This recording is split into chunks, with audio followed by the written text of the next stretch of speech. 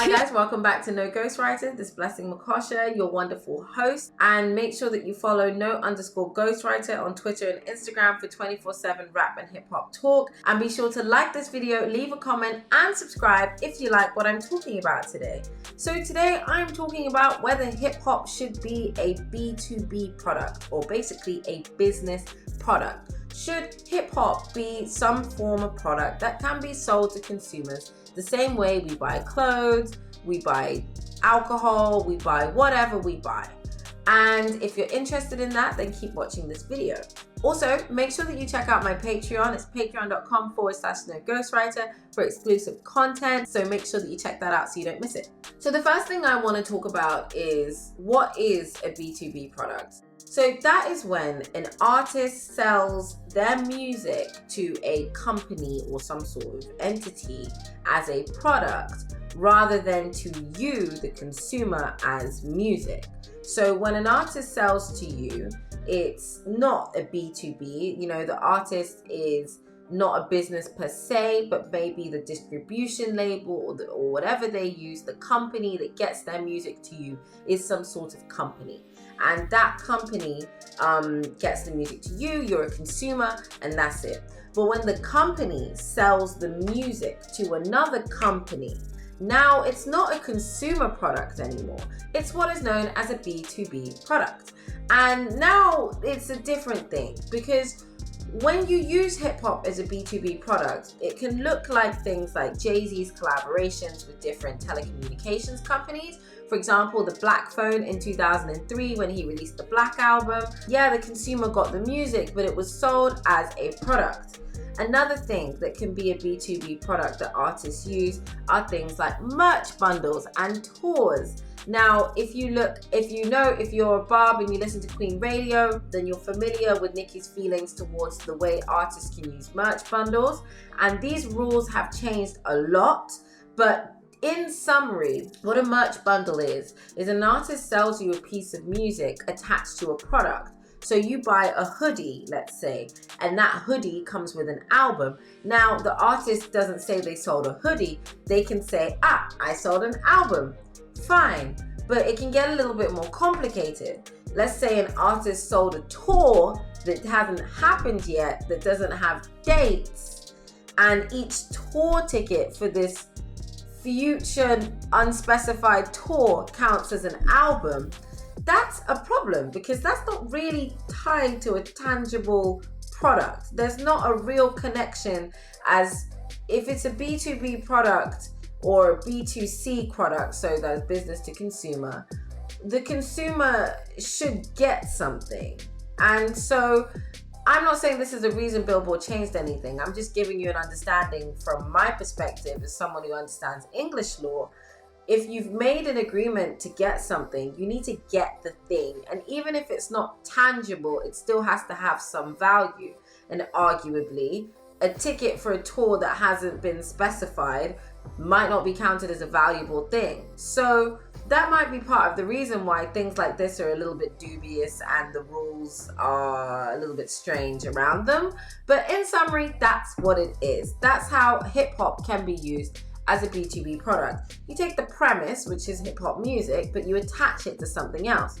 Now, obviously, what are the advantages of doing this? Well, when you sell your product as a B2B product, you can collaborate on a major scale and mutually gain a lot of benefit. So when Jay-Z sells his album to Samsung, Samsung puts it on their phones, people buy the Samsung phone to get the Jay-Z album.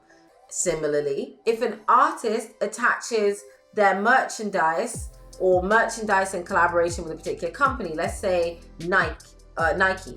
So Nike's going to do well because they're going to sell a bunch of Nike wear, and that's got their tick on. So that's going to do something for them. So the idea is, where an artist sells you music as a listener, the benefit is the music. But when an artist sells their product to a company, the benefit is a whole bunch of things that are related to making money and nothing really related to music. So the biggest reason I wanted to talk about this is obviously the pandemic has completely changed the way artists are making money. And where artists would usually be going on tour, doing things like that, They can't. So it's made all the other ways that they can sell their music even more important.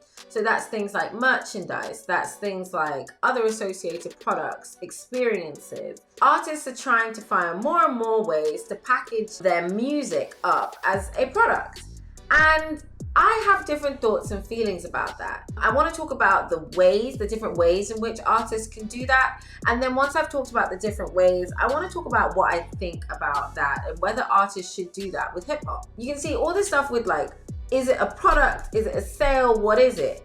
It's confusing, and the powers that be in the music industry have also had to change and adapt their rules accordingly. So the RIAA, that's the certification company, the person that gives, organization, people that gives the plaques, and Billboard have, responded to these things, with Jay-Z and his Black Phone and the Samsung deal. They initially were like, no, it's never going to count as a sale unless you bought a piece of music.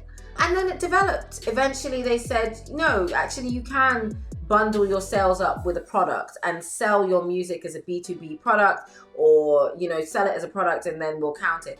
So that happened for a while. And non-pure sales or radio play, they're still in attention. But essentially before all of these changes, you couldn't count any sales that weren't either radio or pure sales. Like, these are the only things that counted towards your chart position. And then adding all these other products, merch, ticket sales, products, like, it made the rules convoluted. Now the rules are much stricter. And if you want a separate video on all of the different rules for charting, I can do that for you. It's so boring and complicated, but I will do it for you if you want to see it. And something I talked about with Bobby Foster actually is, since bundled sales count for less and the rules changed, you can see artists struggling. And now that brings me nicely into the pros and cons of selling hip hop as a product. So like I said earlier, the biggest benefit is that this can be extremely lucrative for an independent artist especially. So if you think about it, if you're an artist that's not in a 360, you own your brand, doing a strategic collaboration to sell your music as a product could work really well for you. Or you could do it independently like Nipsey did. Nipsey sold his mixtape for $100 per mixtape, bundled it up with a bunch of stuff. And Jay-Z bought 1,000. It shows that you can actually encourage a really high yield from your music if you're an independent artist. Now, if you're on a 360 and you're selling your music like a product, you're less likely to be getting any benefit. The second thing that I think is a really good pro of, being able to sell music like this is that it can encourage a really high valuation of Black art and culture. And the proof is in how much money, companies are willing to pay to align themselves. Samsung spent $5 million on Jay-Z. It shows that if you are able to tie hip hop to a product, you can get a really high market valuation for hip hop and Black art. However, there are downsides. As much as it can value Black art, it can also cheapen and commodify Black art. And that is a big thing I talked about with Bobby Foster, this whole balance of art versus capitalism.